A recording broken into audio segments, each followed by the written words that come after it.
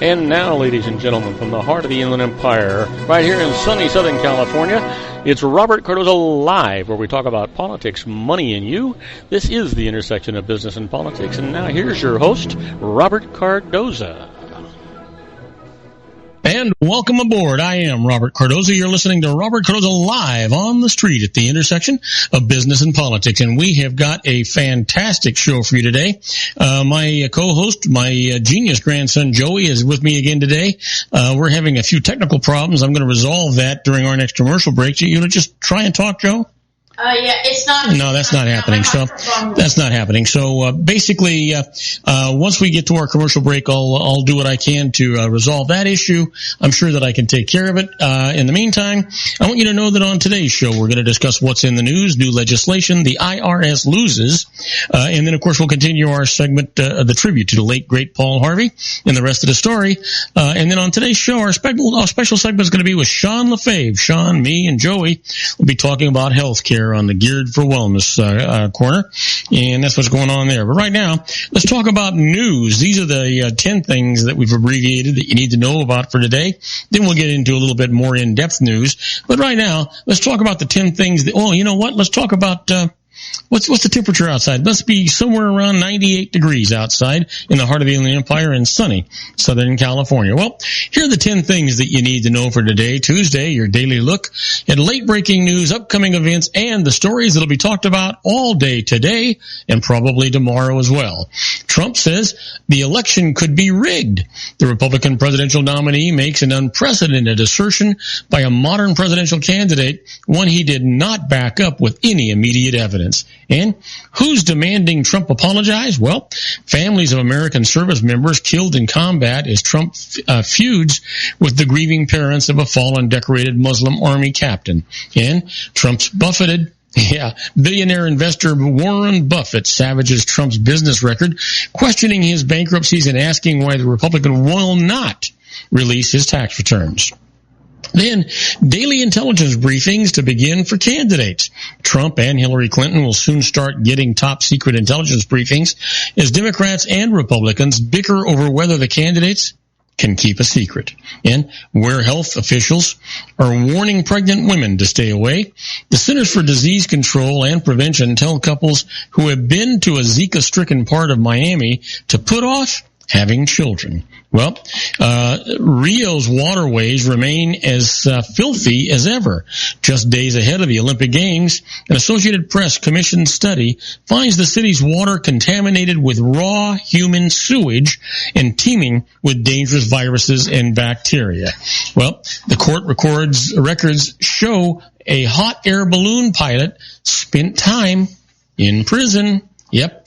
The Texas businessman kept flying despite at least 4 convictions for drunken driving.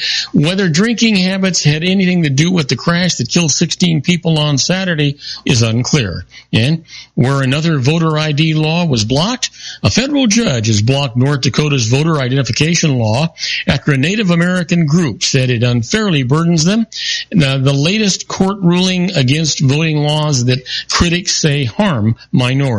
Well, how a shooting suspect allegedly prepared, this is what happened. Police say a 19-year-old man who shot and killed 3 people at a party in suburban Seattle was so unfamiliar with his new semi-automatic rifle that he parked his car across the street and read the AR-15's instruction manual just before the attack. Man, how horrible is that? And who the Yankees have traded away. Well, star outfielder Carlos Beltran is out of the Bronx, along with pitchers Aroldis Chapman, Andrew Miller, and Ivan Nova. The rebuilding Yankees will fight to avoid their first losing season since 1992. Well, it's time for us to give you some more in-depth news. That's what we're going to attempt to do here. Obama says Trump is unfit, challenges the GOP to drop support. In a searing denouncement, President Barack Obama slammed Donald Trump as unfit and woefully unprepared to serve in the White House actually just said that today. He challenged Republican lawmakers to drop their support for their party's nominee, declaring that there has to come a point at which you say, enough.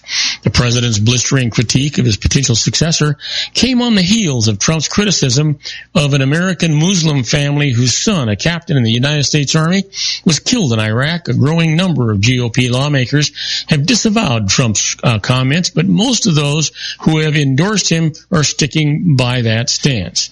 If you are repeatedly having to say in very strong terms that what he has said is unacceptable, why are you still endorsing him? Obama asked during a White House news conference. What does this say about your party that this is your standard bearer? Boy, you can say that again, no question about it. Well, you know what? Whoops, let's see, everything just kind of switched over. In a blow to the GOP unity, Trump refuses to back Ryan and McCain. Well, this guy, you know, he's a can short of a six-pack. Republican presidential nominee Donald Trump said today that he is refusing to endorse House Speaker Paul Ryan and Senator John McCain just 2 weeks after pledging to bring the fractured GOP together at the party's nominating convention. He also ripped into New Hampshire Senator Kelly Ayotte in the same interview with the Washington Post. All three have primary challenges, and all three disapproved of Trump's criticism of the Muslim American parents of an Army captain killed in Iraq. Trump's refutation of Ryan, the nation's most senior elected Republican, carried particular derision. I'm just not there yet, Trump said in an interview. Those are very close to the words Ryan used in the long months before that he endorsed Trump, telling CNN on May 6th, I'm just not there yet. Well, Trump, you know what? I tell you, I honestly don't think he wants to be president of the United States. That's what I'm thinking. I think he just wants the publicity and he wants the money that'll come in as a result of it. Well, here's the latest. Trump withholds support for Ryan and McCain. We already talked about that, so I'm not going to bother you with that all over again. That's for sure. But we can talk about this. Excuse me. You know what? My computer's playing all kinds of games here. There we go. New York City's top cop is stepping down after challenging tenure. Here's the deal. New York City Police Commissioner William Bratton is leaving the nation's largest police force after getting credit for keeping crime down, but grappling with tension between police and minority communities.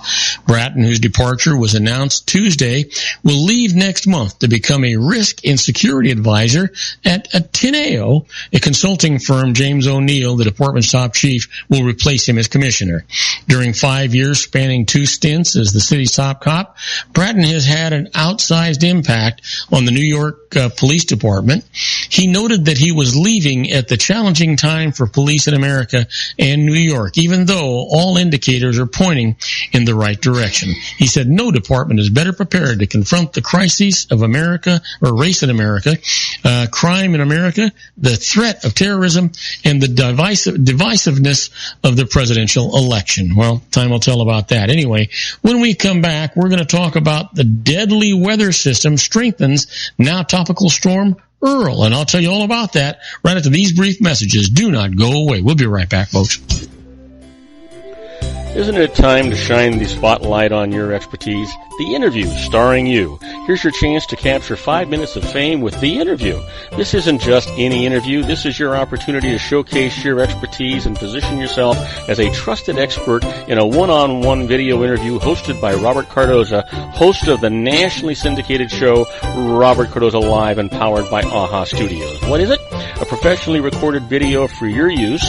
Robert Cardoza interviews you on the set where he records his show. Professional interview showcases your expertise and value, shot in a state-of-the-art studio. And what's in it for you? Gain credibility as an expert, earn the trust of your target market, educate in a way that intrigues your audience, gain a powerful marketing tool that offers dozens of uses, website, video sharing sites, social media, email, DVDs, direct mail, lobby video, resumes, profile building, all that kind of stuff. Association with the nationally syndicated celebrity. That's right. And let's talk about AHA Studios. AHA is a strategic marketing firm that leverages the powerful in visual persuasion to help your business create powerful messages that connect with your target market.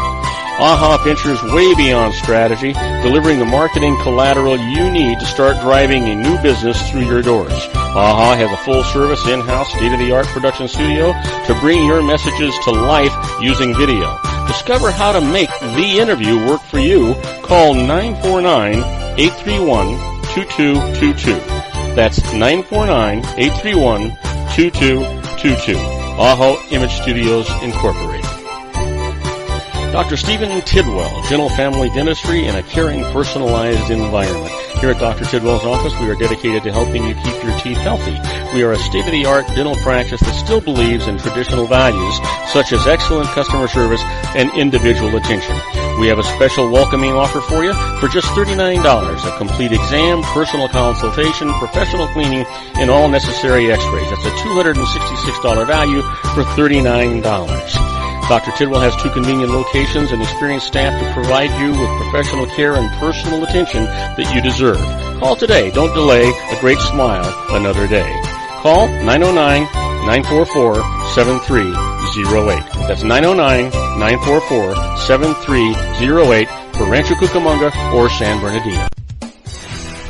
Joel Saltzman is Dr. Wireless. He has turned his considerable expertise into consumer credit risk and wireless security into a highly specialized independent web-based consulting enterprise targeting consumer credit risk analysis and wireless transactional security and monitoring. He works as a wireless analyst, veteran independent agent, and consumer liaison for most wireless telecom carriers and equipment manufacturers. For more than 20 years, corporate and private clients and media audiences have counted on his unvarnished advice while weighing the technology, performance, and cost differences between Sprint, Nextel, AT&T, Verizon, and T-Mobile. Joel specializes in setting up mobile wireless hotspots to be used for disaster preparedness, business continuity, and mobile wireless merchant processing solutions. Call Dr. Wireless at 310-400-4900 or go to his webpage at drwireless.com. Again, call 310-400-4900 or his webpage at drwireless.com. You'll be glad you did. And now, back to our show.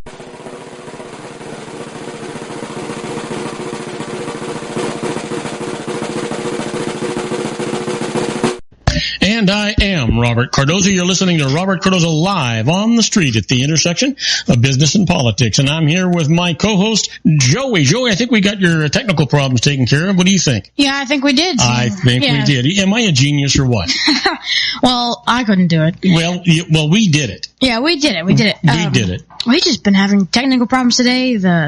Your computer was acting up. The headphones were, the microphone was acting up, you know. But we have the magic touch. Yeah. So anyway, let's get back into the news, Joe. First up is let's see here. No, I already did that one.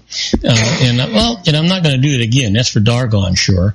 So let's try this one here. A deadly weather system strengthens now Tropical Storm Earl. A weather system that already has caused at least 6 deaths in the Dominican Republic has been designated as Tropical Storm Earl. The U.S. National Hurricane Center in Miami said today that Earl was threatening to bring heavy rains, flooding, and high winds to Mexico, Belize, and Honduras. All 3 of those countries issued tropical storm warnings for some areas, and a hurricane watch was issued for part of the Mexican coast. Now, on Sunday, Earl was still a weaker tropical wave, but knocked down power lines and started a fire that killed 6 passengers on a bus filled with people returning from a beach excursion. You know what? That's just, if it wasn't for bad news, Joe, there wouldn't be any news, I don't think. Yeah. Well, here's something that, I keep wanting to talk to our own Sean Lefebvre about, but he disputes the existence of this, and this is the Zika virus. A little ninja, they're calling this. Zika spreading mosquito puts up a tough fight. The mosquitoes spreading Zika in Miami are proving harder to eradicate than expected, the nation's top disease fighter said today, as authorities sprayed clouds of insecticide in the Ground Zero neighborhood, emptied kiddie pools, and handed out cans of insect repellent to the homeless. Dr. Tom Frieden, director of the Centers for Disease Control and Prevention, said the mosquito control efforts in the bustling urban neighborhood Now, the disease control in the urban neighborhood aren't achieving the hoped-for results, suggesting the pests are resistant to the insecticides or are still finding standing water in which to breed. You know what? And that's just the way mosquitoes go. If you don't know that, there's something wrong.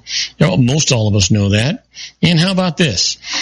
Snapping up cheap spy tools, nations monitoring everyone. Now, this is something my grandson Joey's going to be interested in. It was a national scandal. Peru's then vice president accused 2 domestic intelligence agencies of staking out the then top congressman blamed the spy agency for a break-in at his office. News stories showed the agency had collected data on hundreds of influential Peruvians. Yet, after last year's outrage, which forced out the prime minister and froze intelligence gathering, the spy service went ahead with a $22 million program capable of snooping on thousands of Peruvians at a time. Peru, a top cocaine-producing nation, joined the ranks of world governments that have added commercial spyware to their arsenals. Joy, what do you think about that? They're buying this stuff. It's not stuff that is strictly professional. It's stuff they're buying on the consumer market that regular people can get. And they're spying on tens of thousands of their own people with this stuff. Any thoughts on it? I think it's an ongoing issue, and I don't think anybody is getting all sides of this. That's for sure. Boy, did you nail that one down. So I think that it's hard to create an opinion when you're not getting all sides of it. You know what, Joy? Isn't that now that you mention that, you and I talked at some length this morning about the fact that a lot of people in this world, I was going to say in this country, but in this world, derive opinions based on something that someone has said that is not backed up by verified facts. And isn't that kind of what that story is all about? Yeah, I think so. Yeah. I just think that the spy world, they're spies for a reason. They're not telling whole truths. So it's hard to... Yeah, they're trying to manipulate something, it's right? It's hard to find opinions. It's hard to create opinions on this issue when really there's no way you can really get the truth. Like, these are professionals that are trying to actually draw an opinion that they want, right? They're trying to skew the opinion. I mean, these people are using spyware, but then again, so does everybody else. Yeah. Well, let's do our last story for today, and that is French Muslims step out of invisibility after attacks. French Muslims have been officially invisible, expected to blend in with the rest of the citizenry in secular France. But now they are speaking out and being called on to take a larger role in combating the threat from Islamic extremists. The killing of a priest last week at the altar of a Normandy church by 2 19-year-old extremists has become a lightning rod for change. I didn't even realize it was 2. I thought it was just 1. In an unusual joint statement published Sunday, a group of more than 40 Muslim lawyers, doctors, and other professionals said the French Muslims must move from the shadows of front and center and take action because those representing Islam have lost touch with the young. Now, do not go away. When we come back, we're going to do the IRS loses. Our first case is Earned Income Credit, that's EIC, is available for nieces. Sounds a little strange, but I'll tell you all about it right after these brief messages. Do not go away. If you want to increase your client base and sales, then consider this, the Relationship Building Network at RBN. Given the current economic conditions and challenges, we all need to work smarter, make smarter decisions, invest our hard-earned dollars where it'll yield the best return for our investment. Many business professionals claim that the most effective networking group in Orange County is RBN. No other networking group or organization can offer what RBN offers. Make every year your best year. Join RBN and start reaping the benefits today. Nearly 3,000 businesses have joined RBN and experienced those benefits. Why join RBN? It's one group. It's one membership. It's no renewals. It's all through Orange County. RBN is a freestyle networking group. No mandatory attendance, no restrictions, no rules, and no penalties. Call them at 949-830-5776 or go to their website at rbninfo.com. That's 949-830-5776. If you've ever dreamed of having your own business to make your life secure, you know Water's Edge Wineries might be just the ticket. In 2004, their founder, Ken Lineberger, created the first winery franchise in California. It was a new concept with all of the functionality of a traditional winery, but without the vineyards. They purchase high-quality grape must from one of the largest winemaking companies in the world. Then they craft each wine carefully and bottle it right at their location. The winery was built to satisfy consumer demand for wine by the bottle and by the glass, but still kept the element of allowing customers to bottle their own custom vintage. Now, they're opening urban wineries across the United States under the brand Water's Edge Wineries. If you've ever dreamed of owning your own winery, it may be in reach right now through Water's Edge Wineries. Just give them a call at 909-468-9463, extension 700. That's Water's Edge Wineries, 909-468-9463. Have you ever found yourself caught between a rock and a hard place? The law offices of Blomberg, Benson, and Garrett might be just the answer for you. The attorneys of Blomberg, Benson, and Garrett have been serving the Inland Empire since 1989. They're dedicated to the aggressive litigation of civil, criminal, and real estate matters. Over the years, they have recovered tens of millions of dollars for their clients. The firm's practice specializes in litigation of personal injury, accident, slip and fall, real estate, and criminal law cases. The firm provides clients with the care, accuracy, and dedication of experienced attorneys. Blomberg, Benson, and Garrett is located at 10300 4th Street, Suite 150 in Rancho Cucamonga, California. They've been providing the Inland Empire residents with outstanding legal services for over 25 years. They look forward to providing you with aggressive legal representation. Call them at 909-945-5000, where you can talk to a person, not a machine. That's 909-945-5000, the law offices of Blomberg, Benson, and Garrett. And now let's get back to our show where we talk about politics, money, and you. And I am Robert Cardoza. You're listening to Robert Cardoza live on the street at the intersection of business and politics. We're at 3:22 p.m. Pacific time.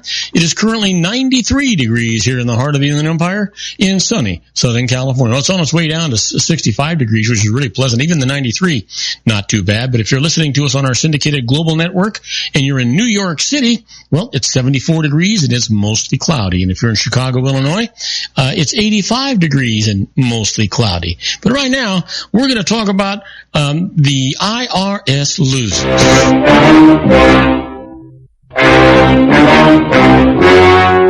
The story you are about to see is true. The names have been changed to protect the innocent.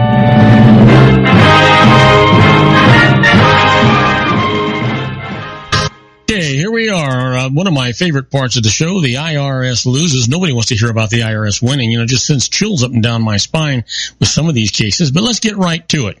The IRS loses. Earned income credit is available for nieces. Matthew Gilmore was 19 years old and lived in an apartment with his mother, 3 sisters, and 2 children of one of his sisters. Now, he had a job, helped support the family, and cared for his nieces, for whom he claimed an earned income credit. But the IRS denied the credit. So he went to court to get some justification. This is what the judge said. To qualify Matthew for the earned income credit, the children must meet age, residence, and relationship tests as minors who lived with him. They met the first 2 as nieces.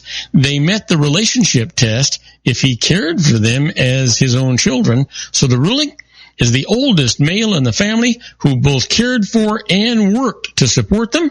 He did so and thus gets the credit, which is the way it should be. And the IRS knew that. Shame on them. Well, the IRS loses. Payments to teachers who give up tenure are not subject to employment tax. Here's the case. Under an early retirement program, teachers in a school district gave up their tenure rights to employment in exchange for cash payments. Now, the IRS said the payments were earned through employment and thus subject to employment tax, which it had the district withhold. Now, the teachers sued for refunds. This is what the judge said, though. When an at-will employee who can be dismissed at any time is given a severance bonus, it is taxable wages. But here, payment was made in exchange for the surrender of valuable legal rights, not in exchange for labor. So, the payments were not wages, and refunds are granted. Not only granted, but there's interest that they're going to get, and the courts ordered the IRS to pay their legal fees, which just makes sense. Let me give you one more. The IRS loses. Was told of a new address. Yep.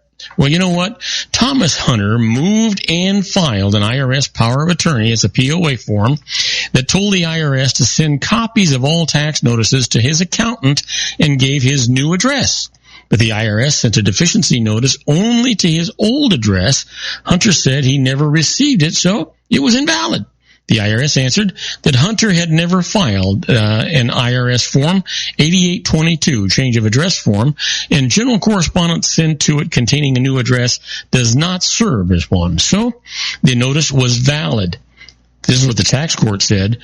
A power of attorney is not general correspondence and has been held many times by the courts to notify the IRS of a change of address, often at the IRS's own insistence. So the notice is invalid, the way it should be. You know, the IRS just keeps playing these kind of games, and they shouldn't be allowed to do it. Well, you've heard me talk about being a fly on the wall when the IRS is doing things.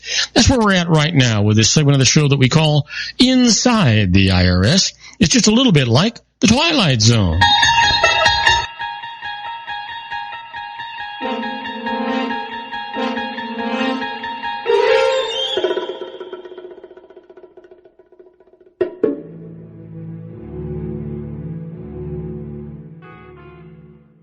Okay, so these are not tax court cases, but this is as precedents that the IRS has set. They're decisions and procedures and things that the IRS is using that you can rely on if it's appropriate for you in your particular case. In this particular case here now, we're talking about the most efficient way to obtain a tax-related criminal conviction. You know, the IRS has figured it out to do this, how to do this, and to charge a violation of non-payment of payroll taxes or fraudulent preparation of payroll tax returns. Small business owners are especially susceptible to being targeted for criminal prosecution, as these businesses often employ workers who are paid off the books in cash and other workers who are arbitrarily treated as independent contractors. Restaurants and contractors employ millions of workers for whom payroll taxes are not paid. Now, the latest development, large employers are being hit. For an example, Blackwater Worldwide, which provides security personnel to the United States government in Iraq, is being targeted by Congress, allegedly evading more than $50 million of payroll taxes. I expect the IRS is going to be not too far behind Congress when it comes to this issue. Well, how about this? Excuse me. Examination of offshore bank accounts gets the IRS's attention. The IRS has reported that it is investigating more than 100 taxpayers who may be hiding assets in accounts in Liechtenstein. The Liechtenstein Global Trust Bank is the institution that apparently was complicit in money laundering activities of the targeted taxpayers. How the scheme may have worked? Well, instead of getting paid for services or for the sale of property, the account holders arranged to have money deposited into an offshore account. Now, the bank issued a credit or a debit card permitting the account holders to withdraw cash to make purchases. The investment income earned from the assets was not reported on tax returns. And that, my friends, is how they got away with it. Now, we're going to be taking another short break. When we come back, we'll be with our own Sean LaFave in the Geared for Wellness Corner right after these brief messages. Do not go away. We got a lot of great show for you today. If you want to increase your client base and sales, then consider this, the Relationship Building Network at RBN. Given the current economic conditions and challenges, we all need to work smarter, make smarter decisions, invest our hard-earned dollars where it'll yield the best return for our investment. Many business professionals claim that the most effective networking group in Orange County is RBN. No other networking group or organization can offer what RBN offers. Make every year your best year. Join RBN and start reaping the benefits today. You know, nearly 3,000 businesses have joined RBN and experienced those benefits. Why join RBN? It's one group. It's one membership. It's no renewals. It's all through Orange County. RBN is a freestyle networking group. No mandatory attendance, no restrictions, no rules, and no penalties. Call them at 949-830-5776 or go to their website at rbninfo.com. That's 949-830-5776. If you've ever dreamed of having your own business to make your life secure, you know Water's Edge Wineries might be just the ticket. In 2004, their founder, Ken Leinberger, created the first winery franchise in California. It was a new concept with all of the functionality of a traditional winery, but without the vineyards. They purchased high-quality grape must from one of the largest winemaking companies in the world. Then they craft each wine carefully and bottle it right at their location. The winery was built to satisfy consumer demand for wine by the bottle and by the glass, but still kept the element of allowing customers to bottle their own custom vintage.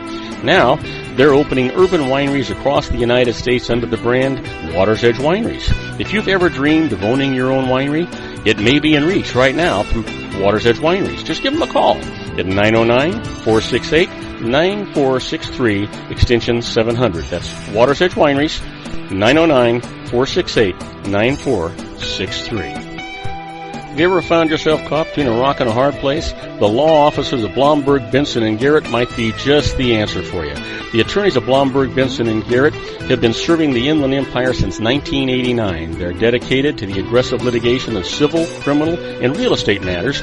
Over the years, they have recovered tens of millions of dollars for their clients. The firm's practice specializes in litigation of personal injury, accident, slip and fall, real estate, and criminal law cases. The firm provides clients with the care, accuracy, and dedication of experienced attorneys. Blomberg, Benson, and Garrett is located at 10300 4th Street, Suite 150 in Rancho Cucamonga, California. They've been providing the Inland Empire residents with outstanding legal services for over 25 years. They look forward to providing you with aggressive legal representation. Call them at 909-945-5000, where you can talk to a person, not a machine. That's 909-945-5000, the law offices of Blomberg, Benson, and Garrett. And now let's get back to our show where we talk about politics, money, and you. And now, ladies and gentlemen, coming to you from his personal meditation lounge in Orange County, California, a professional dedicated to conquering many chronic conditions from autism to weight loss and everything in between. The nationally recognized wellness coach, consultant, and lecturer, Sean Lefebvre, in his Geared for Wellness Corner.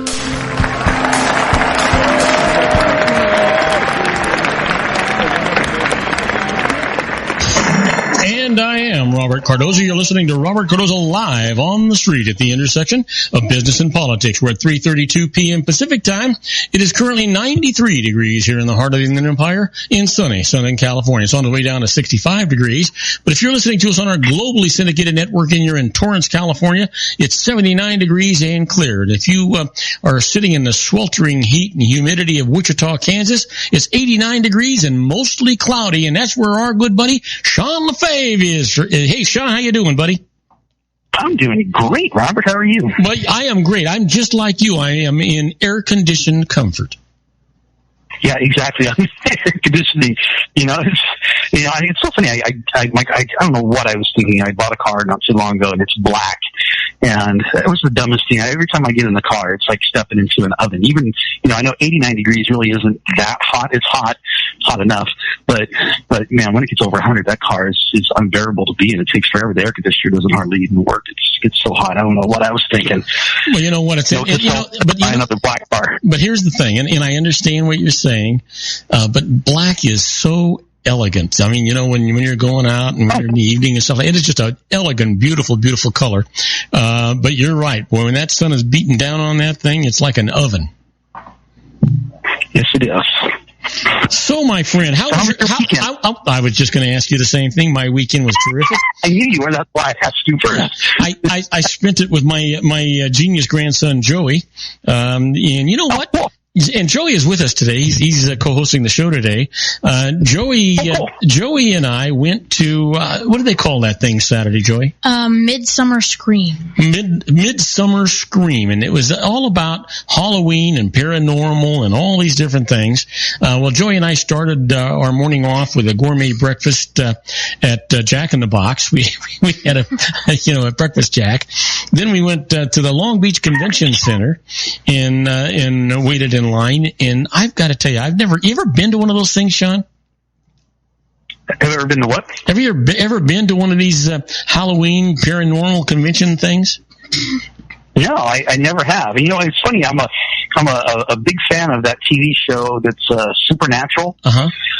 Which I don't know if you've ever heard of it, but it's basically about these two brothers. They're from Kansas. They're actually from Lawrence, Kansas, and they drive around the country in a I want to say it's like a 68 Chevelle or something like that, and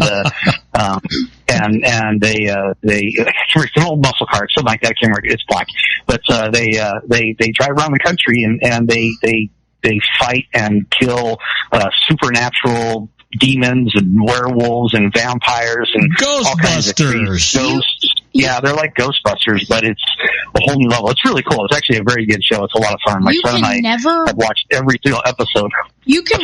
Once you watch that show, you will never look at flickering lights the same way again. Oh, yeah. Every time the lights flicker, I look to see if I can see my breath. That's Well, I got to tell you, we went to this show. We got there. It opened up at 11 and it didn't close till 7.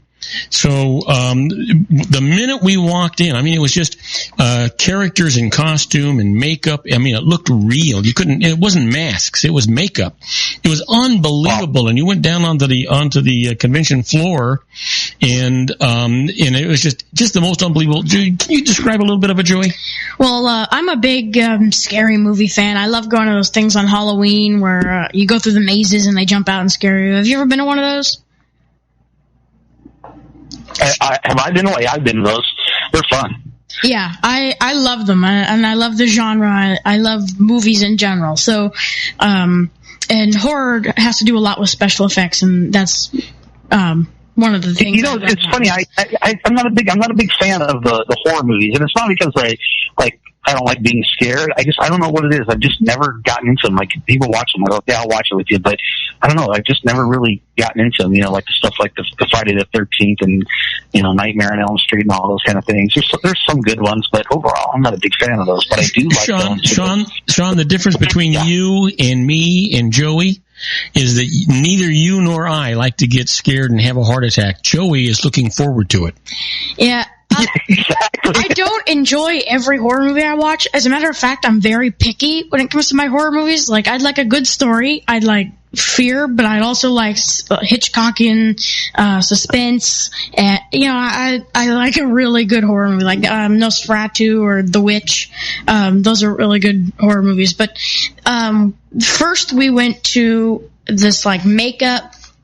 I think it was Heavy Gore FX, and the lady. She took a guy. This makeup artist took a guy with an absolutely perfect complexion, just perfect. And then what did she do, Joe?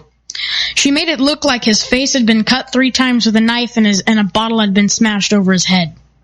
And it looked. Wow. Joey and I were in the front row, and I swear to God, it looked like this guy had been worked. It looked real.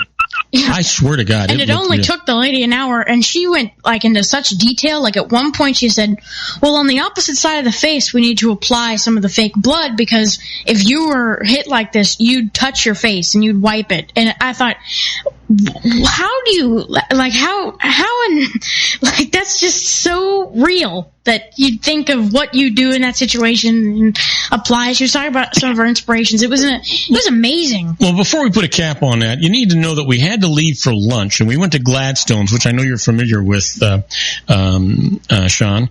And boy, we had a magnificent lunch, a seafood lunch at Gladstone's.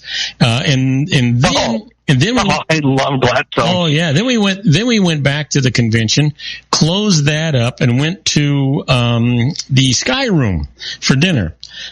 which was a magnificent evening dinner that we had. But the hit of the day was this darkened area in the convention room. I don't know what they call that thing. They call it the Hall of Shadows. The Hall of Shadows. And they have all what they call these mazes. It's like little bit, every one is a different scenario of a Hall of Horrors, for God's sakes. It was like they call them mazes.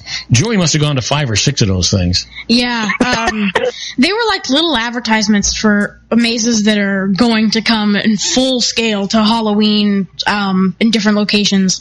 They had a really cool one. I think my favorite was there were like aliens, like a spaceship crashed, and then there were the astronauts turning like zombie aliens. And it was pretty cool. All of them were really cool. So, Sean, I got to tell you, I had 3 real highlights, 3 things that I just absolutely loved. One was being with my genius grandson, Joey. 2 was lunch at Gladstone's, and 3 was dinner at the Sky Room. I'm going to tell you, we had a great time. I need to come hang out with you guys. The main hall was cool too. Like there were people on stilts, and some famous people who did FX were over there. There were people who brought supposedly cursed artifacts over. One of the guys showed me supposedly the real kit that the Exorcist used in the case that inspired the film. Joey was in his element. Sounds like it. All right, so listen. So you asked what I did this weekend, and then the next day, we decided, that was just Saturday. So the next day, we got up late and we were wondering what the heck we were going to do. And we decided, you know what, let's celebrate. And so we wound up having a steak and lobster here at the house, and that was okay, huh, Joe? I liked it. I enjoyed the steak and lobster. Yeah, who wouldn't enjoy steak and lobster? Steak and lobster. And then yesterday we had to come back to reality, right? And so all day yesterday I was thinking about, what is my good buddy Sean LaFay? I wonder what he did this last weekend. I went and hung out. My buddy Craig was out of his place, and he's the one. I think I told you about him before. He's got the hangar, the back third of his hangar has got a big condo inside of it, and so he lives out at this small airport outside of Wichita. So we went and hung out with him for a while, and trying to think what else. I did a little bit of work. I went to the office for a little bit, and you have been hooked. There you go. You had an opportunity for a perfect weekend, and it was like a magnet drawing you in. You couldn't resist it. You just had to go to the office, right? I did. I'm still kind of getting my office set up, hanging stuff on the wall. In fact, I had to hang up my diploma and my certifications and licenses and all those kind of things. I had to get those hung up. So I actually went out this weekend. I also bought frames. It's funny. Some of them I'd never even framed before. And I thought, gosh, why have I never framed these? But so I bought some frames, got those things hung up, and just kind of do a little bit of paperwork and things like that. But I had a fun weekend. I grilled out as well, and what'd you grill? Relaxing. Chicken. Yeah. You know what? It sounds funny. I really, really like chicken. It's just I like it. And I know 100 ways to fix chicken. I like chicken. Yeah, me too. I prefer the dark meat. I'm not a real big fan of chicken breasts in general. If I never eat another one, I'll be just fine. But I do like hot wings. So hot wings are one of my big weaknesses. I love going out and getting hot wings. And oh man, I love cooking them. Hot wings they're definitely a weakness of mine. Now, do you like them real? I mean, like fire engine hot, or do you like them mild? Or I'm more of a mild. Yeah, no, I like them super hot. I like them hotter than most people would enjoy. So I'm just saying, I don't know. I grew up, it's funny. I can remember my grandma when I was a kid, and she was like 90 years old. I'm not exaggerating. I mean, she was about 90, and she would sit there with a jar of pickled jalapenos and eat them like they were regular pickles. She just sit there and eat these hey, wait a minute. Jalapenos. Wait, excuse me. And I'm like, whoa. I need to hear that sound effect one more time. are you going to record it? He was like that. But yeah, I can remember. So I just grew up in a family where we ate hot stuff a lot, and I just kind of got used to it at a young age. And I can remember my grandma, man, she would eat those jalapenos that I couldn't touch when I was a kid. You know, when you're a kid, everything's super, super hot. But I just grew into. I cook. I love Tabasco on everything. And, I cook with jalapenos. I don't eat them straight, but I cook with jalapenos, and sometimes I'll dice some jalapenos to put them in a nice salad to give it a little bit of taste. I'm like you. I'll use Tabasco, and I use that kind of stuff too. But I don't, and I love salsa. I like a fairly spicy salsa, enough that my bald head starts perspiring, and I got, and I'm sweating, but not enough that it burns, that I have to get a 3-alarm fire inside my mouth. Yeah, that's my only problem with eating spicy food, and it doesn't have to be very spicy. Just a little bit of spice, and the sweat machine turns on, and I got to have an extra couple napkins just to wipe the sweat off my face while I'm eating spicy food. Yeah. I wish. I see. I was thinking the other day. I saw these two kids on their bicycles, and I thought, do Mormons not sweat? Like how is it that they? I mean, I don't know, maybe if you become a Mormon, you just don't sweat anymore because they send the kids graduate high school and they send their boys out to do these missions, and they all got to wear a slacks and a button-up shirt and a tie, and then ride a bicycle everywhere. And I'm looking at these kids, I'm going, if I did that, no one would. No one would ever come to Jesus for me. They'd be like, dude, stop tripping all over my house. Go away. It's like here. People would give me cold water to drink or something. But I see these guys riding their bikes, and I think, how is it that they do this and not show up to everybody's house just drenched in sweat? You know what? I never gave that much thought, but you're right. They don't sweat. I think they if they do anything, they may just mildly perspire. Yeah. Listen, and that's about it. The one thing I've given thought on that topic is what percentage do you think on a daily basis for the missionaries? How many? A ratio between how many people they visit and how many people actually open their door. Oh, that'd be interesting to know. That would be interesting. I'm sure, I imagine they probably keep a log of everything they do. And I bet you somewhere in Salt Lake City, they probably have that statistic. Yeah, because I can tell you. Funny, I was actually one of those guys that did answer the phone, and I actually invited the guys in, and this was years ago, and I actually did study with them because I was really curious, and I wasn't crazy about the logic that they went through. That's kind of the hard part is, you're sending out kids, and, you realize that these are, 18, 19-year-olds, and, so they're just regurgitating what they've been taught. But they're trying to save you for eternity, man. They're trying to save you for eternity. Hey, you know what? I got to tell you, when Maureen and I were celebrating our 5th wedding anniversary, we did that in Hawaii. We went to a number of different places, and one of the places we went to was the Polynesian Cultural Center, which is actually run by the Mormon Church. And this tour we took stopped at the Mormon Church, and they want you to sign a guest book, right? And we were young and dumb, and we did. And so then we went to the Cultural Center. We saw the show and did the whole 9 yards. We had spent 2 weeks in Hawaii. The day after our flight came back, at some ungodly hour of the morning, we get this knock on the door with 2 young guys at the door saying, "Gosh, we're just wondering how you enjoyed your trip in Hawaii." You talk about a communication line that they had, unbelievable. Wow. But I have to admit, when I look out the peephole of the door, and if it's any religious, it doesn't have to be Mormon, it could be any of them, Watchtower, any of them, I don't even open the door. Once in a while I will if I want to have some fun. But other than that, Joey's laughing over here. I will once in a while. If I want to have some fun and I'm a little bored, I'll open the door and we'll have a conversation that just blows their mind. Other than that, it's pretty decent. That's really funny. I've actually seen the thing online that said that Jehovah's Witnesses, how they don't celebrate Halloween, and then this guy said, do they not like strangers knocking on their doors? Yeah, exactly. But you answered the door. But I'll bet you were nice and courteous and accepted all of their the giveaways and all that stuff, huh? Oh yeah, like I said, I sat down and I even studied with them. I invited them back, and I was really curious. We're so many tangents today, but this story here is kind of funny. And so I was 20. Let's see here.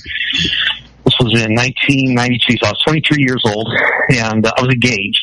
Never ended up marrying the gal, but I was engaged with this gal. And by the way, I was raised atheist. I wasn't. I never had religion until I was in my mid to later part of my 20s. Mm-hmm. And but I was raised atheist. I just didn't believe in the existence of God at all, let alone was I ever going to worship or whatever. And I was engaged to this gal who was a Christian. And, she wanted me to, to go to church with her and do all these things, and, get Jesus and on. And so, she wanted you to commit sacrilege? Yeah, exactly. So we're living together in this apartment in Colorado Springs and, living in sin. And this guy, young guy, comes and knocks on the door. And I said, the screen door was closed, but the regular door was open. I said, hey, come on in, man. What can I do for you? And so he comes in. He says, well, I'm just going around the neighborhood and I'm talking to people about Jesus. Would you like to talk about Jesus with me today? And I said, sure, I'd love to, man. And of course, my fiance at the time, she's looking at me like, what are you saying? Of course you want to, And so I start talking with the guy, and he's telling me all about Jesus, and how he's, died on the cross for me, and, on and on. He tells me the whole thing, right? And then he asks me, he says, have you accepted Jesus as your personal savior? And I said, no, I honestly, I haven't. And he goes, do you think that's something you should do? And I said, yeah, that is something I should do. And he goes, would you like to do that right now? I said, sure, let's do that. And so he said, all right, I'm going to say a prayer, and I want you to just repeat, because I'll say a line, and then I want you to just repeat it. And, I'll pray for us at the end and give the amen and everything. So he gives me this, I can't remember the exact prayer. It was a typical one, Jesus, come into my heart, I'm a sinner, blah, blah, blah, all these things. And, the kind of, the prayer of salvation, whatever it's called. Oh, he had you pegged pretty good. Oh yeah. So we do the whole salvation. We do the whole salvation prayer, and I'm smiling, and there's a lot of people are going to hate me when they hear this story, but we're smiling, and the guy, at the end, I tell him thanks. I think I even gave him a hug and sent him on his way, and he walks away. I turn around, I looked at my fiance, I said, "There, you happy? I'm saved now." And she looks at me, and she was fuming, and she goes, you didn't mean a single word you said, did you? I said, no, of course I didn't. She goes, why did you sat there looking at that guy dead in the face with a big smile on your face, and you didn't mean any of it? And I said, yeah, but I said, maybe he was having a bad day, and he just needed to score one good hit to give him the motivation to go out and keep moving forward. And I said, maybe he's actually going to go out and save someone now, because maybe he was discouraged, and now he feels like he's done something good, and maybe he's motivated to go do more of it. Maybe I just did someone else a favor. And she just looked at me, she's like, I can't believe you are so ridiculous. Well, you know what? I got to tell you, gosh, since we're having true confessions, and I got to tell you, I actually did this. They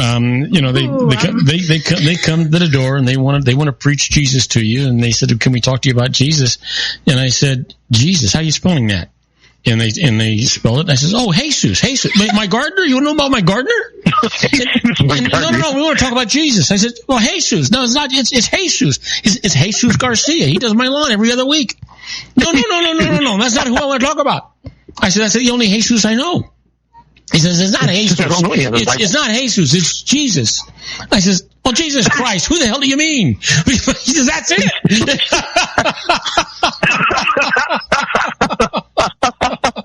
Have you ever heard of the Book of Mormon? I mean, the play, not the actual text. Yeah. All this kind of reminds me of the first song, where it's basically just a compilation of all the people walking up to doors and going, hello, and then they do the whole preach, all in song. And it's the best. It was one of the best things I have ever heard. You got to look it up. It is hilarious. It reminds me Go ahead. No, please. It reminds me of my buddy Jesus, or not Jesus, Jose, and Jose was he was a big baseball fan, but he was a poor guy. He had a tough time doing things, but he used to sneak into the ballpark, and sometimes he would just climb halfway up the flagpole because you could see just over the wall. People wouldn't be able to see him. And when they start the ball games, they all do the Pledge of Allegiance to the flag, and they all do the Star Spangled Banner. And he always thought it was for him. He thought they were saying, "Jose, can you see?"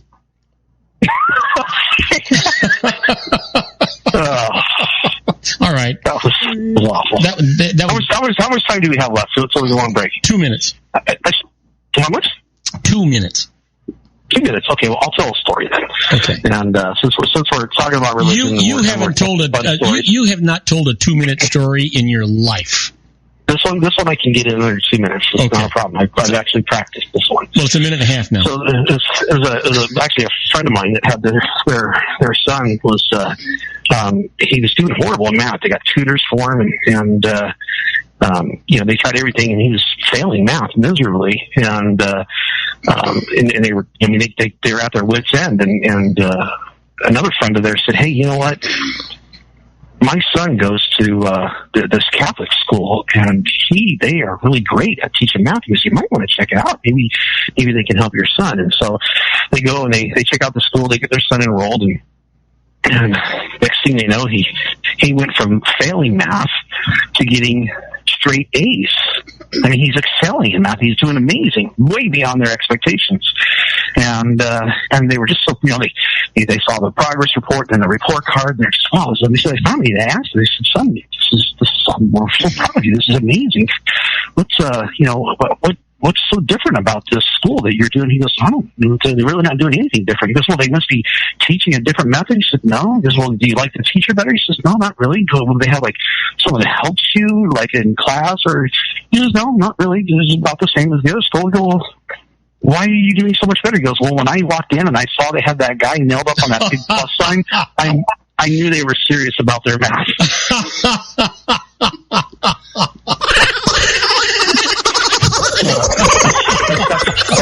That's the best you're going to get out of today. All right. So listen, we're going to take a short break. As soon as this porpoise stops lapping, we're going to take a short break. When we come back, we're going to be with our own Sean LaFave in the Geared for Wellness Corner. And you know what? We'll probably talk about healthcare or not. Well, we're going to talk about health. You sent me a couple of really good articles, and especially the one like about flossing and stuff.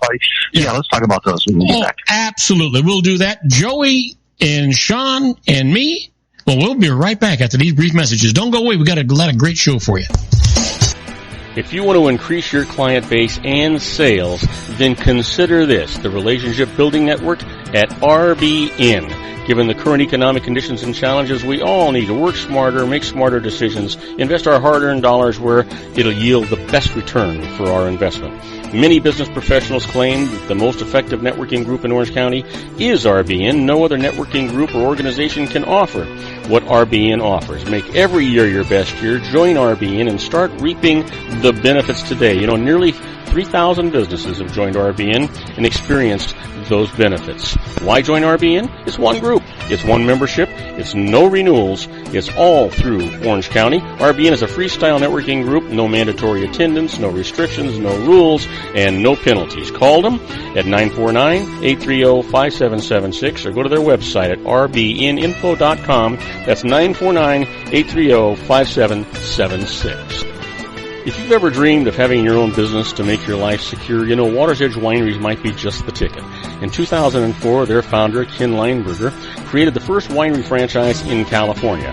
It was a new concept with all of the functionality of a traditional winery, but without the vineyards. They purchased high-quality grape must from one of the largest winemaking companies in the world. Then they craft each wine carefully and bottle it right at their location. The winery was built to satisfy consumer demand for wine by the bottle and by the glass, but still kept the element of allowing customers to bottle their own custom vintage. Now, They're opening urban wineries across the United States under the brand Water's Edge Wineries. If you've ever dreamed of owning your own winery, it may be in reach right now through Water's Edge Wineries. Just give them a call at 909-468-9463, extension 700. That's Water's Edge Wineries, 909-468-9463. Have you ever found yourself caught between a rock and a hard place? The law offices of Blomberg, Benson, and Garrett might be just the answer for you. The attorneys of Blomberg, Benson, and Garrett have been serving the Inland Empire since 1989. They're dedicated to the aggressive litigation of civil, criminal, and real estate matters. Over the years, they have recovered tens of millions of dollars for their clients. The firm's practice specializes in litigation of personal injury, accident, slip and fall, real estate, and criminal law cases. The firm provides clients with the care, accuracy, and dedication of experienced attorneys. Blomberg, Benson, and Garrett is located at 10300 4th Street, Suite 150 in Rancho Cucamonga, California. They've been providing the Inland Empire residents with outstanding legal services for over 25 years. They look forward to providing you with aggressive legal representation. Call them at 909-945-5000, where you can talk to a person, not a machine. That's 909-945-5000, the law offices of Blomberg, Benson, and Garrett. And now let's get back to our show where we talk about politics, money, and you.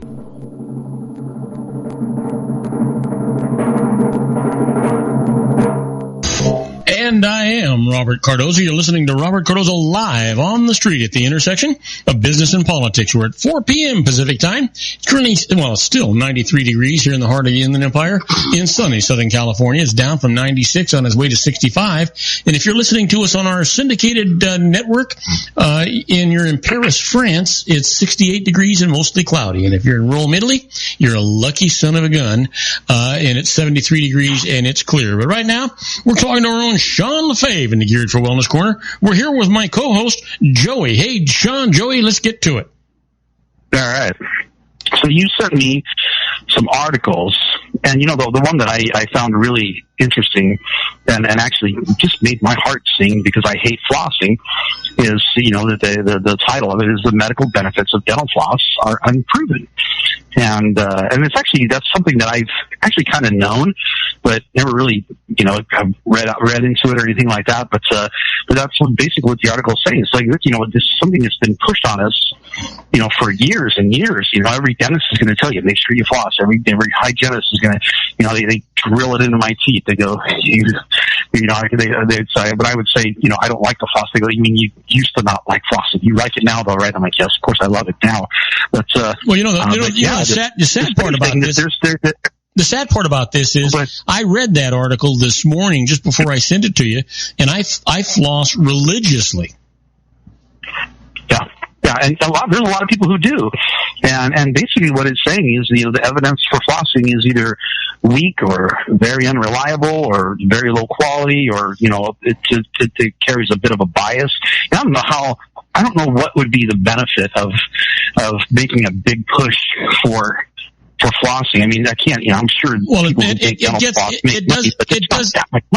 does get the food out from between your teeth. Sure, it does, but the question is, does it really? How much of a benefit do we have? And I don't know if you've ever heard of a guy named Weston Price.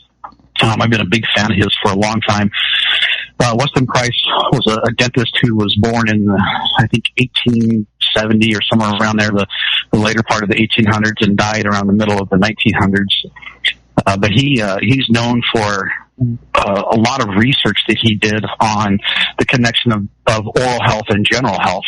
And he actually traveled the world, and he would go to, all these different countries and talk to people about, what's going on with, like, what do they do for oral hygiene? And there's some places that they don't really even brush, and they have great oral health.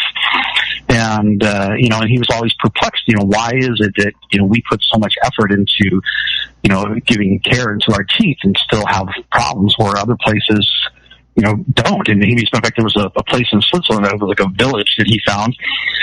He said, where these people did nothing to their teeth at all. And he said, matter of fact, they all had a sort of a green film. He said their teeth weren't pretty at all because of whatever it was that was in their diet. They had like this green film on their teeth, but they never brushed. They certainly never flossed. And but he went in. He said when he would clean their teeth, like he would get someone who goes, "Can I clean your teeth?"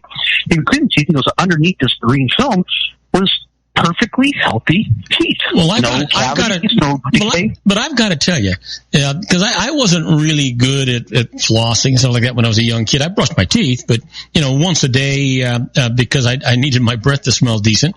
But you know what? I never, ever, ever had a tooth problem or a plaque problem until after the first time I had my teeth cleaned. Well, I can imagine that. Yeah, even. And I know I've talked about this book before, Man's Search for Meaning by Viktor Frankl. And one of the things that he talks about in there, and it's just kind of an aside, he doesn't really spend any time, it's just kind of a brushes over it real quick, but we talked about how, of course, the living conditions were horrible, and then granted, they didn't eat a lot, so it wasn't like they were snacking all day and definitely weren't eating sugary foods. But he said we have zero access to any type of oral health care, no dentist, no toothbrushes or anything like that. And he goes, everyone had excellent oral health.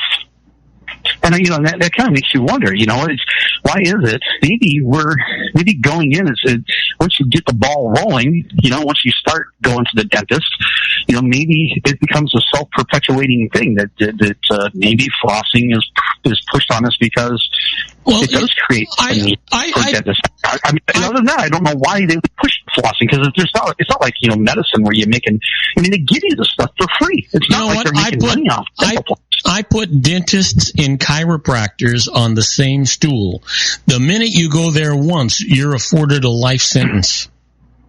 Yeah, and it's funny. People say that to me all the time. Like, "Oh, once you start going to the chiropractor, you always have to go." I go, "Isn't that kind of the same as the dentist?" Like, "No, that's different." I'm like, well, why is it any different? You go to the dentist every 6 months, or at least you're supposed to, and chiropractors. And I tell them, you don't have to go, but what happens is you feel great once you go to the chiropractor. You're like, wow, man.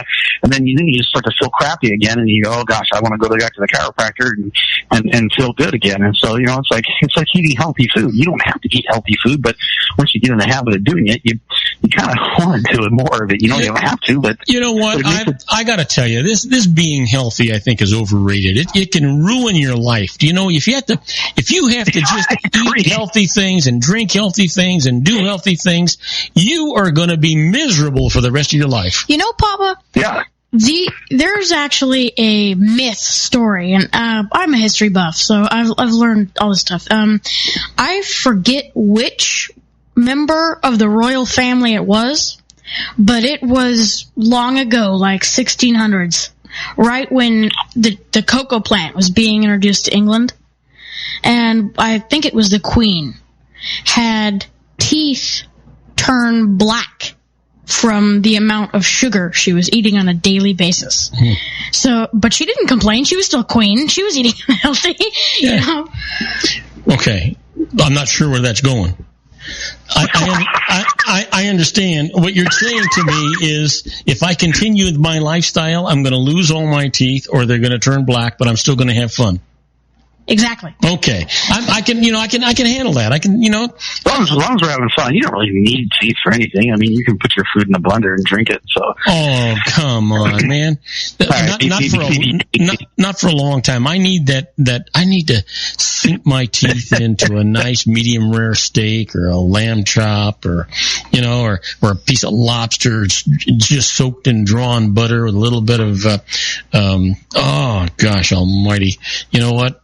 Or maybe a fettuccine Alfredo or a chicken fettuccine Alfredo or a jambalaya as an appetizer. Is this my menu for tonight? Yeah, we just need to start doing a cooking show from now on. Just forget all this health stuff. We'll just do. People are more interested in food anyway. Yeah. We need to do it. But I'll do it all from scratch so that you'll approve. Yeah. Oh yeah. Oh, I always approve. Yeah, man, absolutely. So, yeah, this one's interesting though. To think. Maybe flossing isn't on it. I hope so, because I hate flossing. I hate doing it.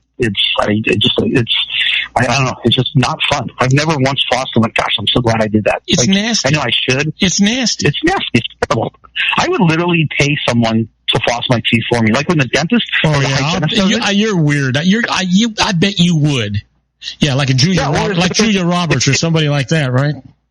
Well, yeah, sure. Yeah. So, if I could get Selma Hayek to floss my teeth for me, I would have it done every single day. But no, I even though. So what are you doing? So what are you doing about hemorrhoids? You're getting somebody nice to kiss it for you? I mean, staying away from that one. Okay. Yeah. So anyway, I don't like flossing. So I'm glad you said this. Matter of fact, I'm actually my best friend out here in Wichita, a guy named Craig Boynton. He has an amazing dentist office. It's fun. I can tell you for a fact he is not your best friend, or he'd be listening to the show. He's working. Well, we have archives. If he just got my app, it's absolutely free. He could listen to you every Tuesday and Thursday and find out what it is his best friend is doing, or at least the guy that thinks he's his best friend. Probably there are times he doesn't want to know what I'm doing. but I'm actually I'm going to forward this article on to him and ask him what he thinks about it. So he and I have actually gone to I went to a dental seminar years ago, and I asked him, I said, hey man, I'm going to go to this dental seminar, but I don't want to go by myself. You want to go with me? He said, yeah, sure. So we actually went to a dental seminar together. I love going to seminars. I'm a bit of a seminar junkie, but I am going to forward this on to him and ask him what he thinks about it. So in other news, there was an anthrax. It's funny, you sent me this article. It says anthrax outbreak in Russia kills a child. Right. And that was the first part I saw. It was that there was a child died from the first bacterial infection, in 75 years or whatever. And my first thought was, I'm sure they're out in the country somewhere. Everyone thinks anthrax and they get all freaked out like, oh no, it's, anthrax, and so we think of, chemical warfare agents and on, but really anthrax has been around forever, and it's something that, that is found in large animals, in livestock and things. Even, farmers ranchers have always had to deal with anthrax. It's just been a problem for a long time. So my first thought was, I bet they're way out in the country. And sure enough, there are nomads out in Russia. And, it's interesting though that it's been 75 years, that they had an outbreak of it, because I would honestly expect, anywhere that has large animals, which is pretty much everywhere, that anthrax exists, and you would think that not only would the animals get infected on a fairly regular basis, but people would contract it as well. Let me ask you a question about that, because you're right. I mean, anthrax is attached to animals. Does it attach to a specific part? Is it part of the mucous system? Is it part of the bone? Is it part of the meat, muscle? Where?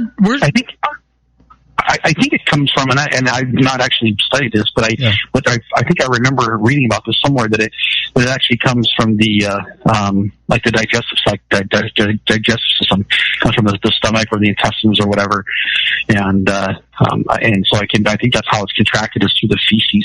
I believe. I could be totally wrong on this one, but I think that's where it comes from. Well, you would think with all of the technology and all of the maturity of the world today, that you wouldn't be hearing about a recurrence of anthrax or lockjaw or polio or any of these things. You'd think that those days would all be over, but they're not. It just recurs, doesn't it? Yeah, I mean, it's something. It's like saying, you wouldn't expect, to ever get the flu, or, there are normal things. Measles, mumps, all these, chicken pox are all normal, and it's, to me, I don't think it's abnormal. Tetanus, again, you talk about lockjaw from tetanus. Mm-hmm. Tetanus is another thing. People think, I step on a nail, a rusty nail, especially, I got to get a tetanus shot. And tetanus doesn't come from rusty nails. It's associated with rusty nails because people, when people get tetanus, the vast majority of people who have contracted tetanus get it usually, and again, it's the same as anthrax. It comes from large animals. Mm-hmm. You get it from cattle, you get it from cattle feces, and it's in the dirt, in places like in ranches and stuff. And so maybe, some piece of the fence fell off or something, and there's a rusty nail, and someone's out at the ranch and they step on it, and that's how it gets injected into their body. But if you live in the city, chances are almost zero that you're going to contract tetanus. Tetanus comes from exposure to large animals and the dirt in like a ranch area where there's lots of concentration of large animals.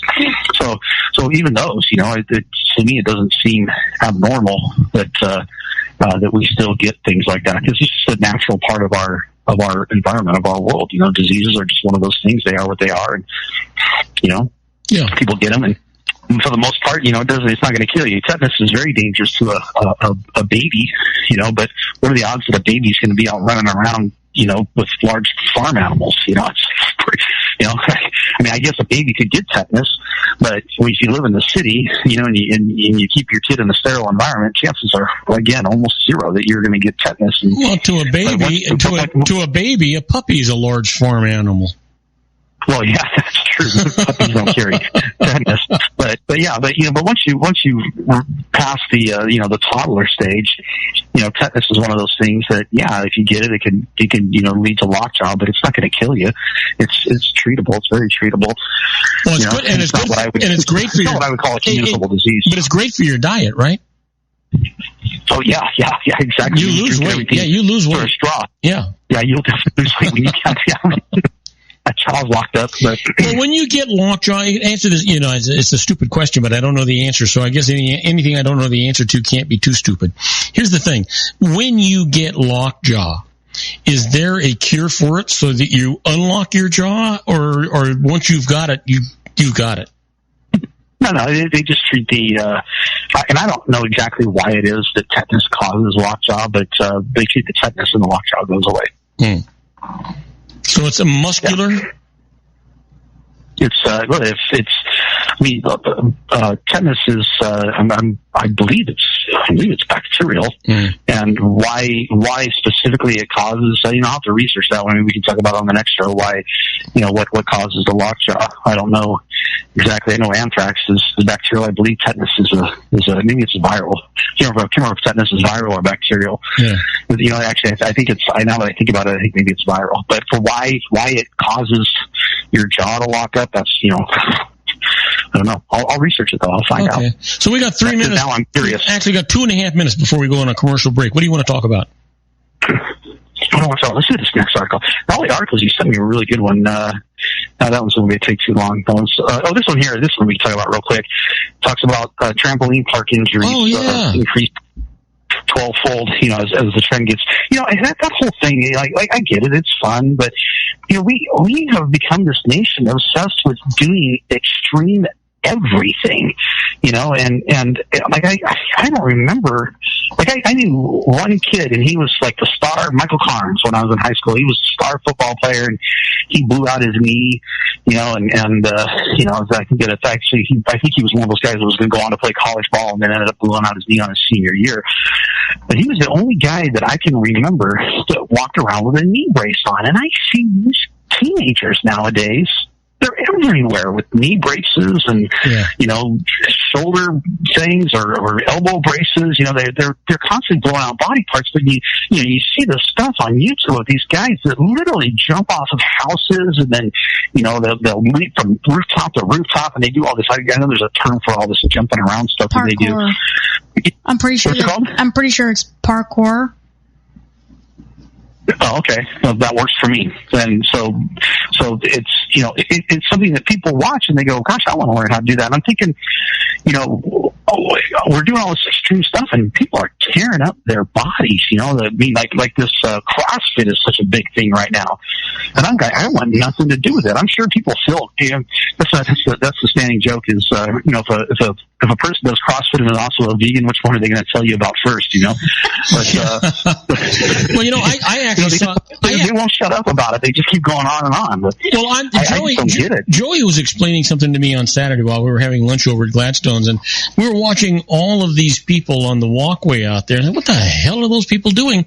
And Joey says they're playing this Pokemon Go, and it was something I wasn't tremendously familiar with. But today in the news, 17 people? Yeah, today at least. But today I read in the news about a couple who actually abandoned their 3-year-old child because of this Pokemon Go. People are doing all kinds of stupid stuff. People have walked into traffic, literally get hit by cars. There are people. There's somebody who walked off a cliff.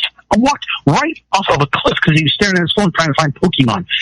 And it's unbelievable. People are getting really stupid. I mean, it's good to know that people are out at least moving. They're not just sitting there watching TV, but it's crazy. This whole Pokemon Go thing just exploded on the scene. What happened with where we were at, why there were so many Pokemon Go people, is because Gladstone's is right on the Long Beach harbor, so it's right next to water. And if my understanding of Pokemon Go is correct, you'll find water Pokemon near water. You'll find forest Pokemon in the forest and normal Pokemon in urban areas. So that just makes sense. Yeah, they were searching for rare Pokemon. So I'm thinking you're going to be finding a lot more people like in parks. And I mean, apparently there's tons of people in parks doing this. Well, we're going to go to a commercial break. When we come back, we're going to take some pokes at Sean, and we'll see what he's got to talk about, or if he survives the poke that we do to him. Sean, you know what we got to talk about? Talking about extreme stuff. When we come back,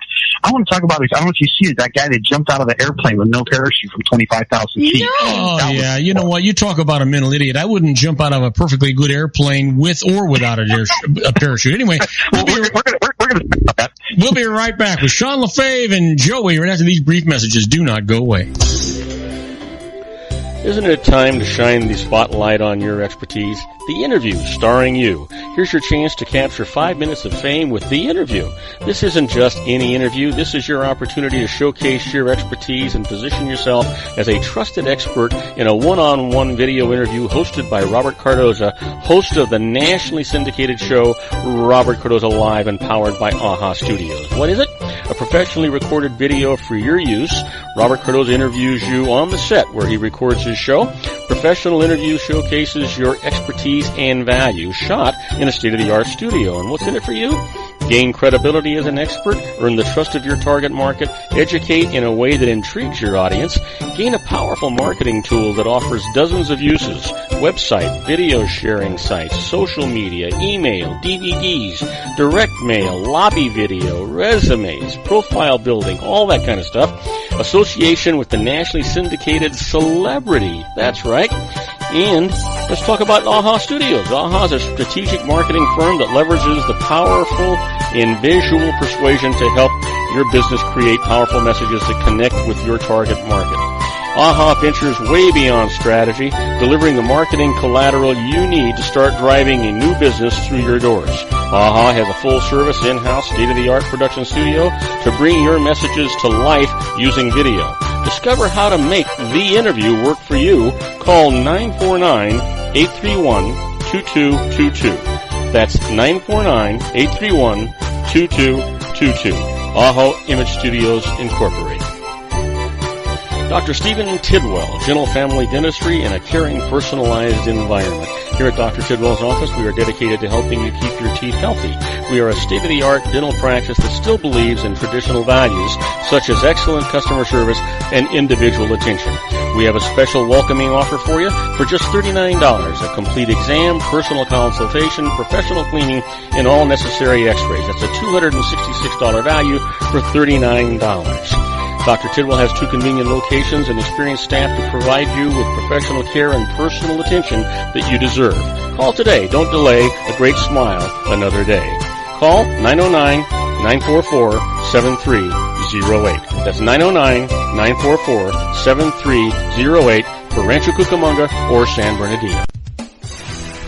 Joel Saltzman is Dr. Wireless. He has turned his considerable expertise into consumer credit risk and wireless security into a highly specialized independent web-based consulting enterprise targeting consumer credit risk analysis and wireless transactional security and monitoring.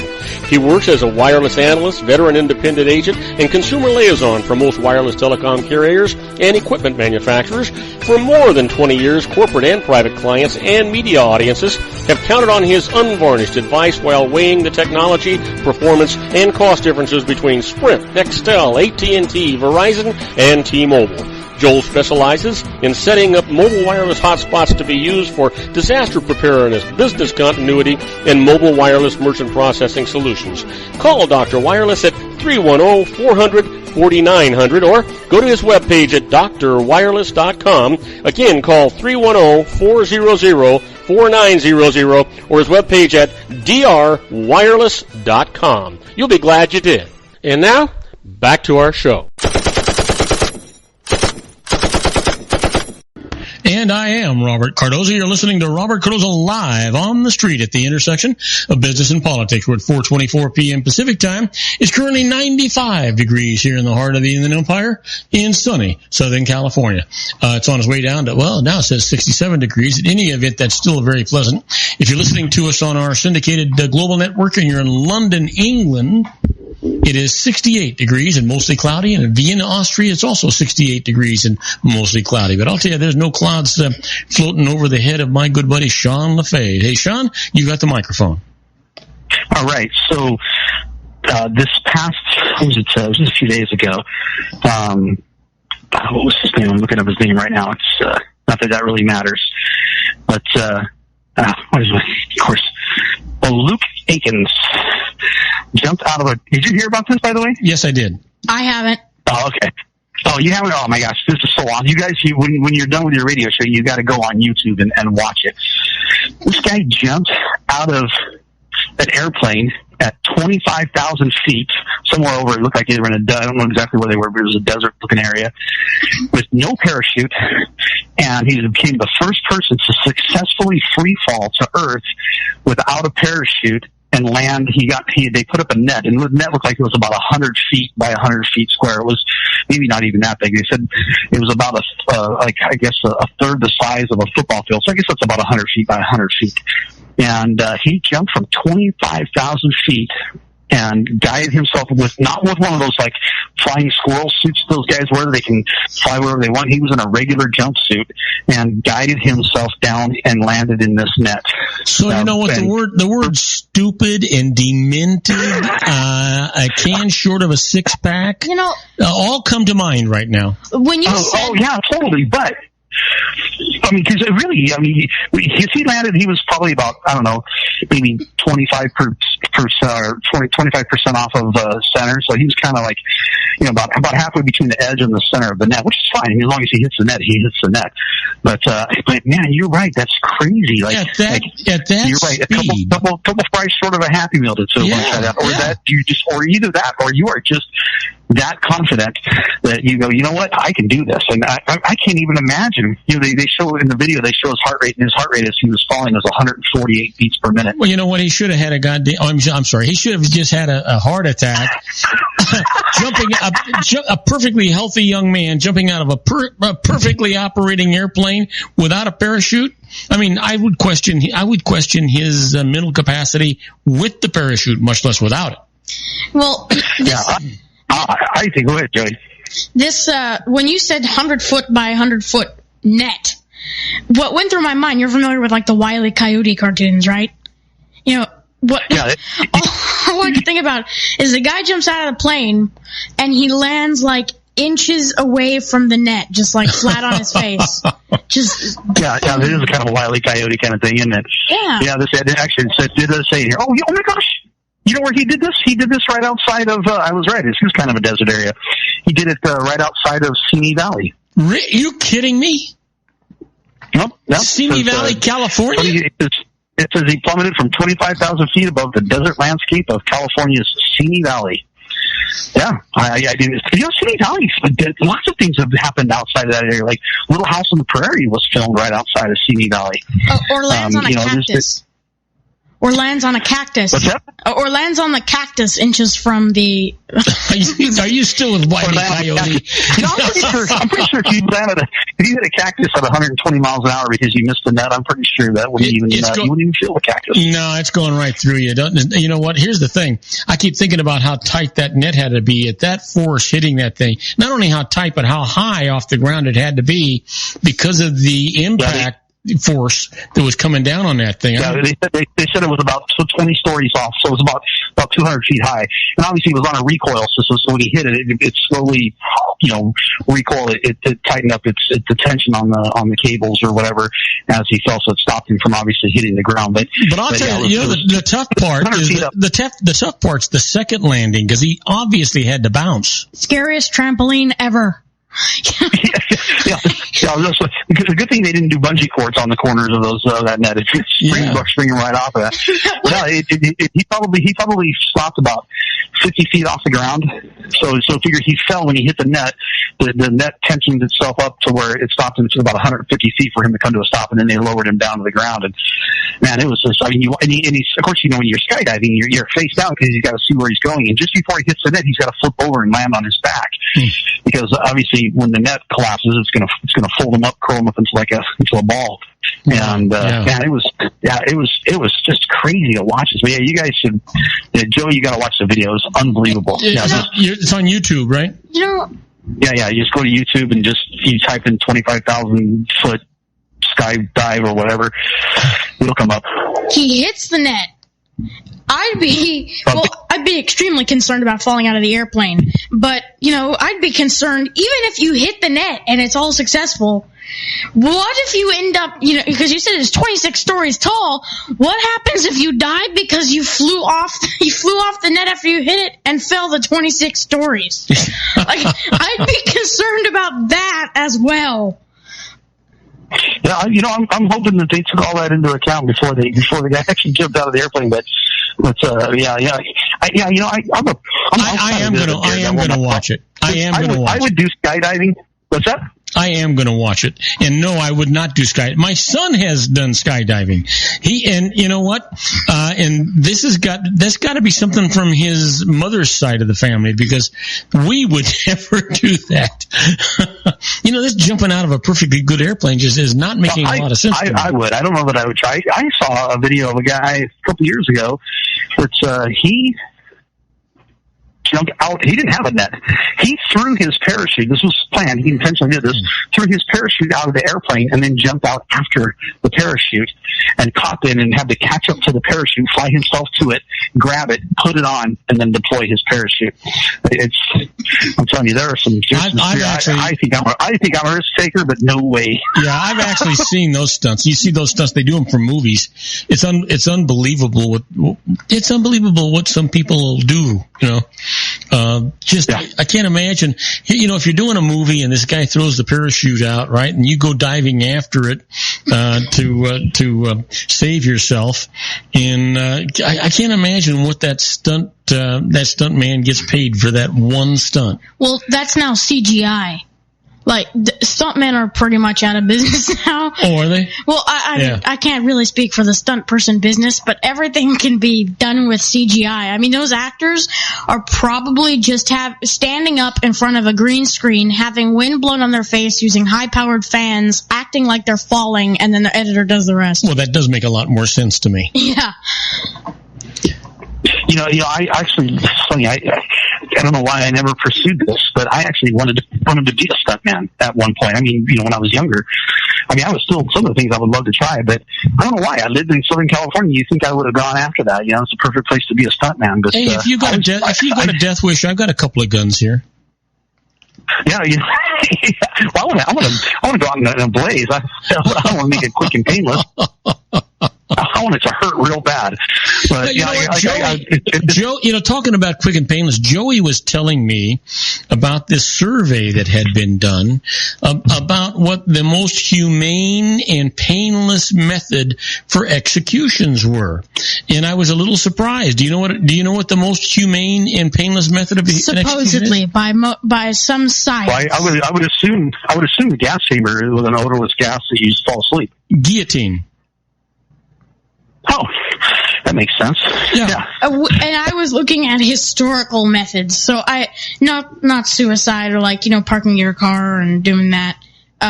Historical methods. And people have actually said that the guillotine, sure, it looks gruesome and all that type of stuff. But really, the blade's coming down so fast and severing your head so fast that, one, you don't feel it, and two, you're dead instantly. But there is an argument to be had that it's possible that the brain may still be alive up to up to 15 seconds after the decapitation. I've actually read about that, and you're right, Joey. They actually, I can't remember who it was that did the study, but actually, because the only organ in your body that is directly hardwired to your brain is your eyes. Everything else has to go through the spinal cord. And they actually took a guy, right after he was beheaded, they picked him up by his hair, said his name, and he looked over. So they knew that his eyes still worked. He could still look, but it was within seconds he was gone. So you've got to wonder,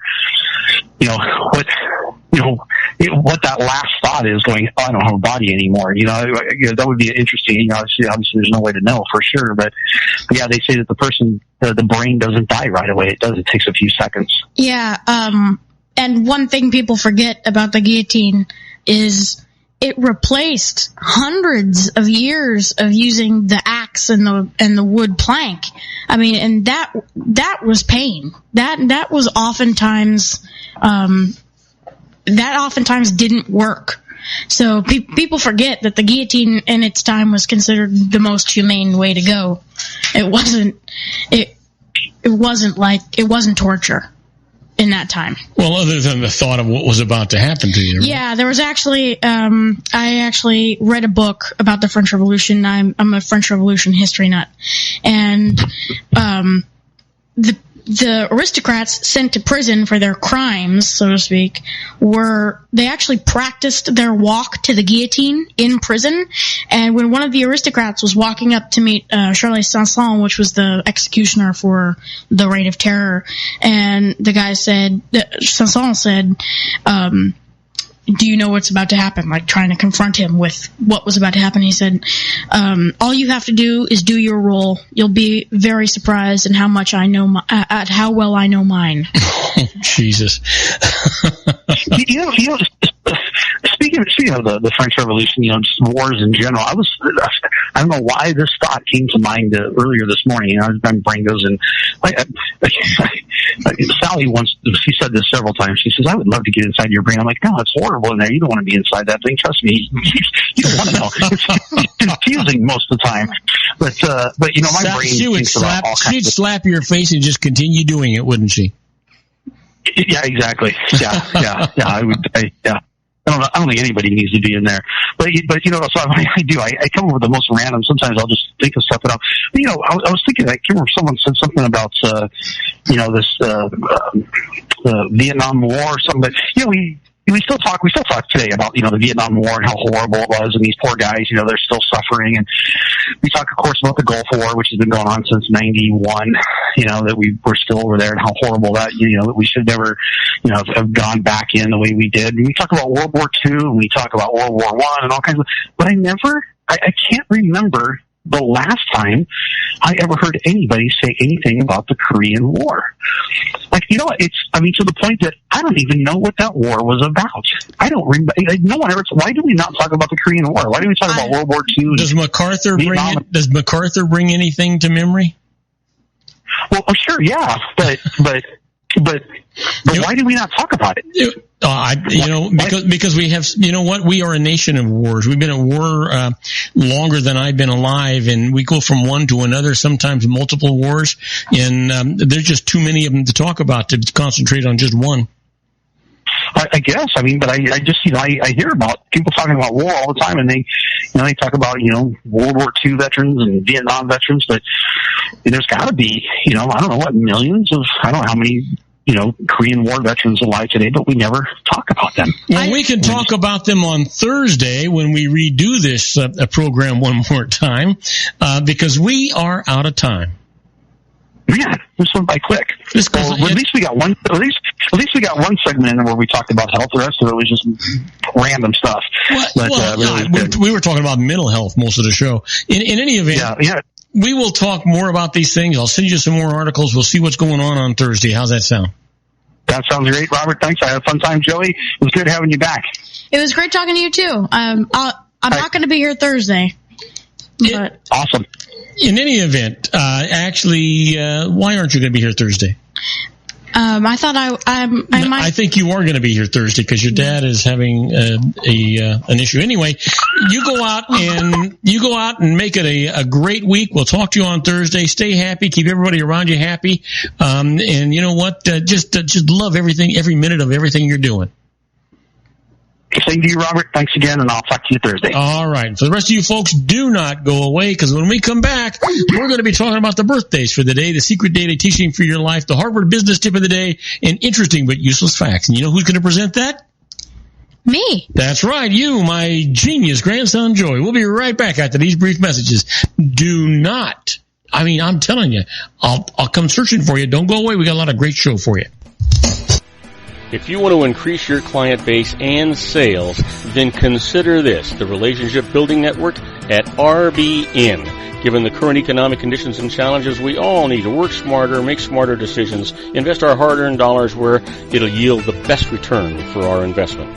Many business professionals claim that the most effective networking group in Orange County is RBN. No other networking group or organization can offer what RBN offers. Make every year your best year. Join RBN and start reaping the benefits today. You know, nearly 3,000 businesses have joined RBN and experienced those benefits. Why join RBN? It's one group. It's one membership. It's no renewals. It's all through Orange County. RBN is a freestyle networking group. No mandatory attendance, no restrictions, no rules, and no penalties. Call them at 949-830-5776 or go to their website at rbninfo.com. That's 949-830-5776. If you've ever dreamed of having your own business to make your life secure, you know Water's Edge Wineries might be just the ticket. In 2004, their founder, Ken Leinberger, created the first winery franchise in California. It was a new concept with all of the functionality of a traditional winery, but without the vineyards. They purchased high-quality grape must from one of the largest winemaking companies in the world. Then they craft each wine carefully and bottle it right at their location.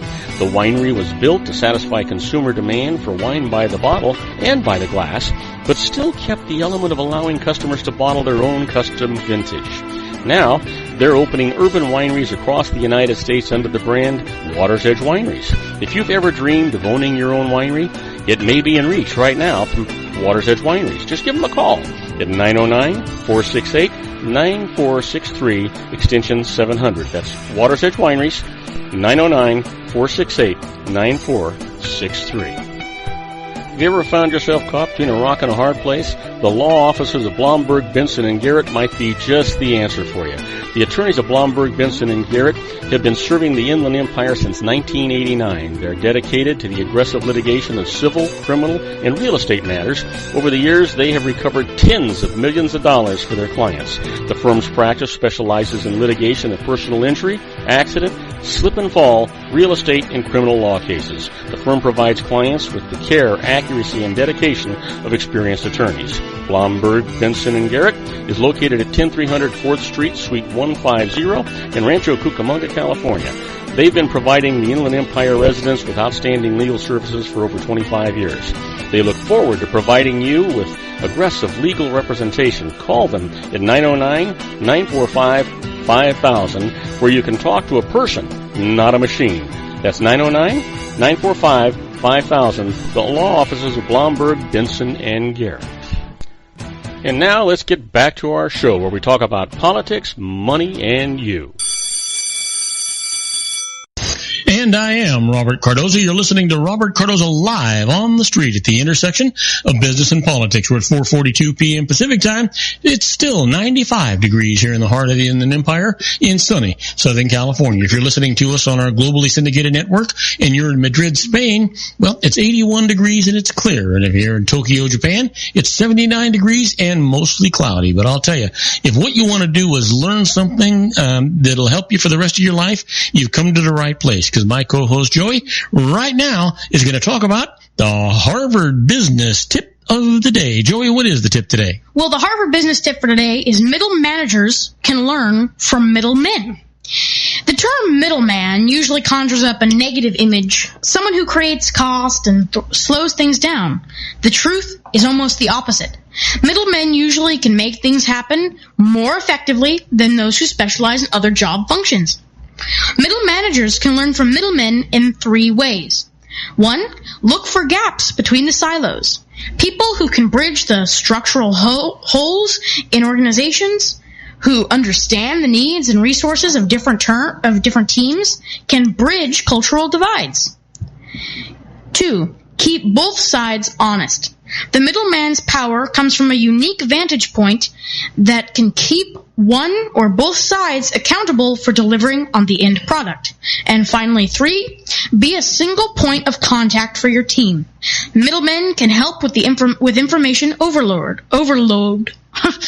filtering out the noise and delivering crucial data. Well, you know what? And that's really good advice, too, Joey, and that's why it comes from Harvard, for that matter. But right now, Joe, let's talk about the secret daily teaching for your life. Another word for... a positive mental attitude. Absolutely. You know, you really do control what goes on in your life. You get up in the morning, look in the mirror, and you say to yourself, I'm going to be rich or I'm going to be poor. I'm going to be successful or I'm going to be a failure. I'm going to be happy or I'm going to be sad, or I'm going to make people around me glad that they're around me. You control it all. It's all by your mental attitude. It's a positive mental attitude. So, Joey, what is the teaching today? Well, the secret today comes from in what looks like the form of a quote, but nobody is quoted here. I am convinced that if we can eat our food in the present, entirely focused on the pleasurable experience of eating, the food is assimilated into our bodies perfectly, and the result in our bodies must be perfection.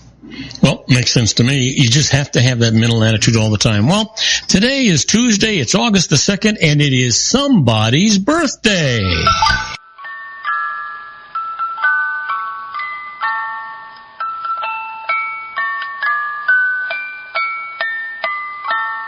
Okay, Joe, let's go for the birthdays. Well, we've got 2 birthdays for today, August 2nd. The first one was a person born in 1924. They passed away in 2001. An actor who found fame as the bigoted working man, Archie Bunker. Oh. The main character in the 1970s CBS television sitcoms, All in the Family. Happy birthday, Carol O'Connor. Wow, you know, did you ever see that series, Joe? No, I haven't. Man, that was just era-breaking. They did things on that show that were never allowed by the censors ever before. It was unbelievable. So what's the next one? This next one is a person born in 1964, an actress best known for her current lead role on the television series Weeds. Happy birthday, Mary Louise Parker. Oh, well, you know what? She's a good actress, too. Okay, so let's talk about what happened today in history. We've got 3 things that happened today in history. The first one was August 2nd, 1939. Albert Einstein, and I'm sorry, I'm going to butcher this person's name, Leo Szilard, wrote a letter to Franklin Delano Roosevelt urging him to begin the Manhattan Project to develop a nuclear weapon. Wow, that's interesting. You know, later on, Einstein wanted that program to be dismantled. Yeah, he said, I think he was the one who said that was one of his greatest mistakes. Yes, absolutely. So, Joe, talk about the... 2 more. Oh, we got 2 more. Yes. August 2nd, 1964, in the Vietnam War, the Gulf of Tonkin incident. And in 1990, Iraq invades Kuwait, eventually leading to the conflict with coalition forces in the Gulf War. And that was the 7-day war that we had, right? I think so. Yeah, absolutely. Now, the quote for today comes from Agnes Repiler. It is not easy to find happiness in ourselves, and it is not possible to find it elsewhere. Boy, isn't that the truth? That's absolutely true. Well, Joe, we got to take another short break. When we come back, interesting but useless, right? Oh, yes, right. What's wrong with me? Yes. That's one of the best segments. Yeah. Birds do not sleep in their nests, although they may rest in them from time to time. Birds don't sleep. They don't sleep in their nests. Yeah. The fruit of the cacao tree grow directly from the trunk. They look like small melons, and the pulp inside contains 20 to 50 seeds or beans. It takes about 400 beans to make a pound of chocolate. Oh, the cacao tree. The cacao tree, yeah. Yeah, okay. The Swiss consume more chocolate per capita than any other nation on Earth. That's 22 pounds each compared to 11 pounds per person in the United States. Wow. Did you know that the original name of Bank of America was Bank of Italy? No, I didn't know that. True spiders always have organs for spinning silk called spiderets. Spinnerets, yeah. I had spiders on my mind. In Breton, Alabama, there is a law against riding down the street in a motorboat. In a motorboat? Yeah, a motorboat. The shockwave from a nitrocylindrin explosion travels at 17,000 miles per hour. Wow, that's huge. Yeah. Bulletproof vests, fire escapes, windshield wipers, and laser printers were all invented by women. Oh, that's interesting. That is, huh? Yeah, that broke the glass ceiling. Yeah. New Hampshire is also the only state name that has 4 consecutive consonants in it, in the same word. Okay, give us the last one. I'm not going to give you that one. Every year, Mexico City sinks about 10 inches. Sinks? That's interesting. Don't make that the last one. Okay. The human brain is about 85% water. That is interesting. That's interesting. So when they talk about water on the brain, they're not kidding, right?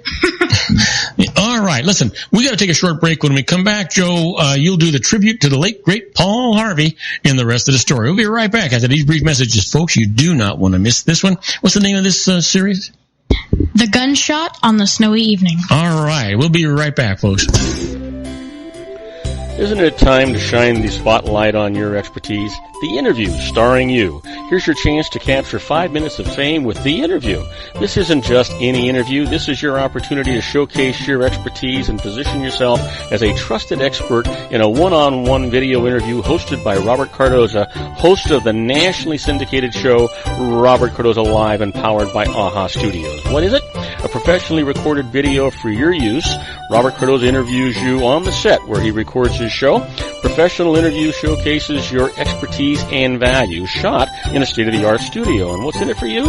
Gain credibility as an expert, earn the trust of your target market, educate in a way that intrigues your audience, gain a powerful marketing tool that offers dozens of uses, website, video sharing sites, social media, email, DVDs, direct mail, lobby video, resumes, profile building, all that kind of stuff.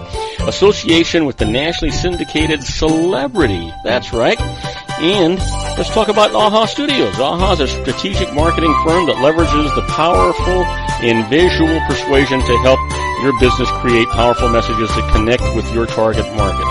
AHA ventures way beyond strategy, delivering the marketing collateral you need to start driving a new business through your doors. AHA has a full-service, in-house, state-of-the-art production studio to bring your messages to life using video. Discover how to make The Interview work for you. Call 949-831-2222. That's 949-831-2222. AHA Image Studios Incorporated. Dr. Stephen Tidwell, Gentle Family Dentistry in a caring, personalized environment. Here at Dr. Tidwell's office, we are dedicated to helping you keep your teeth healthy. We are a state-of-the-art dental practice that still believes in traditional values, such as excellent customer service and individual attention.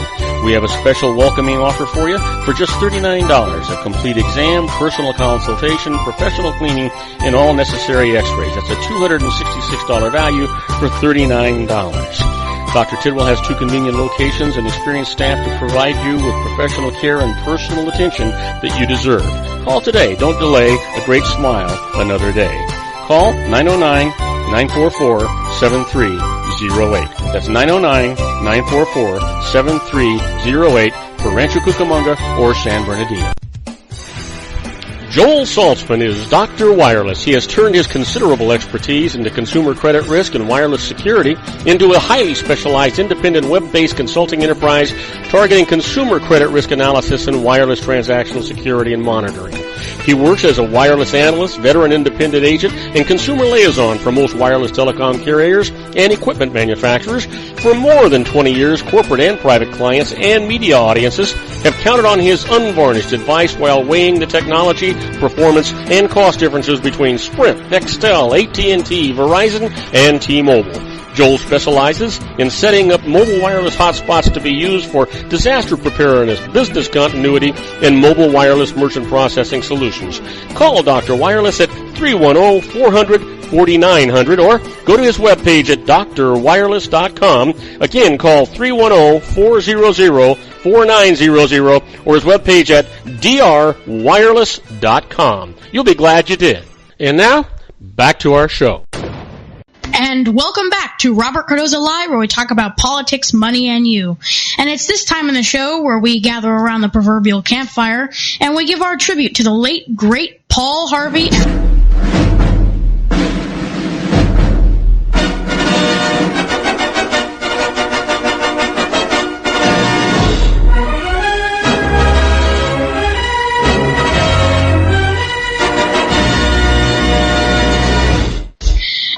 Harvey is one of America's favorite radio and TV commentators. He's been heard on over 775 ABC radio stations and over 400 foreign stations. He's been seen on 110 television stations, read in 300 newspapers, the recipient of numerous awards and honors, including 9 honorary degrees. And he's made it on the Gallup polls list of America's most admired men.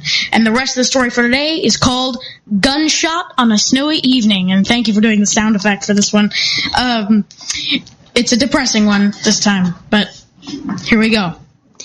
It was a party for teenagers, and Addie felt out of place, even in his own home. Addie was only 12, but his older sister asked him to stick around, so he stuck around. It was a snowy December evening outside, and Addie longed to go coasting, as he called it. But the other party attendants were much too preoccupied with their own games and their own conversations. He would have to wait for another time. Then one of the older boys, who'd been away at school, noticed Addie, alone staring gloomily out the window. "Say, Addie," he said, I learned the manual of arms last semester." Addie's ears perked up. "The manual of arms? That was what they did in the army drill, wasn't it? Would Addie like to see how it went?" The older boy wanted to know. All they needed was a rifle. Well, Addie's folks had a .22 caliber rifle in the hall closet. That would do. So Addie brought him the gun, and the boy gave a quick demonstration. Accounts of what happened next vary. After the older boy showed Addie the manual of arms, some say Addie was trying to imitate it, others say he was about to put the rifle away, but one eyewitness swears that Addie took the gun from the older boy, pointed it at one of the girls, and pulled the trigger. The gun was loaded, and a young girl, Ruth Merwin, fell to the library floor, dead. Addie dropped the rifle, and his eyes widened to see blood pouring from Ruth's forehead. He turned on his heel and ran upstairs to his room, alone. The snow was still falling outside, more heavily now. One of the youngsters left to fetch Ruth Merwin's parents. The party was over. The aftermath was as curious as the incident was tragic. No one in Addie's family, so far as we know, ever mentioned Ruth Merwin's death. Addie himself would not speak of it until many years had passed. In fact, 3 weeks after the accident, Addie wrote his father a letter in which he mentions the Merwin family. But nowhere in that letter is there a trace of remorse, or even the slightest indication anything had happened. Armchair psychologists like to theorize that Addie's later devotion to causes is traced back to guilt associated with the shattering occurrence in his childhood. But that is probably a shallow interpretation of a complex personality. Still, Addie was haunted for the rest of his life by self-doubt and feelings of unworthiness. As a man, when honors were bestowed upon him by his peers, Addie would accept reluctantly, saying, I should have preferred to hear these words uttered for a stronger, a wiser, a better man than myself. But honors would continue to be bestowed upon him, and Addie would continue to be plagued by vague, melancholy feelings. It was not unusual for him to begin a letter to a friend with such a phrase as, "It is very late, and I am propped up in my bed, desolate, weary, harassed, and sad." So one gunshot on a long-past, snowy December evening echoed throughout Addie's life, though his own wife would have to learn from a friend of this incident in her husband's childhood. Addie was always known as a gentleman, quiet and mild-mannered. Those who had not learned of that cryptic chapter in his life would never have associated Addie with violence of any kind. On the wings of a peaceful image, he rose to a revered position, came to be respected and admired, all the while turning a guilt-deafened ear to adulation. For the honor he would have preferred to see a better man receive? was the Democratic presidential nomination of 1952. The man who lived his life for others, Addie, was Adlai Stevenson. And now you know his rest of the story. Well, that was interesting. That was really interesting. So what's the story tomorrow, Joe? The story tomorrow is Drag Strip Simpson. All right, that ought to be interesting. Listen, you've been listening to Robert Cardoza live on the street at the intersection of business and politics. I'm here with my co-host, my genius grandson, Joey. And Joey, you're going to be with us again tomorrow, right? Yes, I am. And so we ought to have a great show. We'll be with Dr. Wireless. On tomorrow's show, I'm going to tell you how to get Uncle Sam to help you pay for your continuing education. And I'm going to also answer your emails tomorrow. Now, our own Joel Salzman, Dr. Wireless, will be here talking about new wireless technology and news that'll be here. Joey will continue his tribute to the late, great Paul Harvey, the rest of the story, and all the other great parts of the show. We've got a great show planned for you tomorrow. So please tell all your friends about our show here at the RLC Broadcasting Network, and don't forget to get our app. You'll be glad you did. Your friends will be glad you did, and Joey and I will be glad you did too. That's our show for today. Beginning today, treat everyone you meet as if they were going to be dead by midnight. Extend them all the care, kindness, and understanding that you can muster. Your life will never be the same again. So many of our dreams at first seem impossible, then they seem improbable, and then when we summon the will, they soon become inevitable. You know, the real secret of happiness is to make others believe that they're the cause of it. Robert Cardoza Live is brought to you by blogtalkradio.com every Monday through Friday from 4 p.m. to 6 p.m. Pacific Time. Now, go out and make it a great day. Your host has been Robert Cardoza, the technical advisor, Matchstick Digital, and your executive producer, also Robert Cardoza.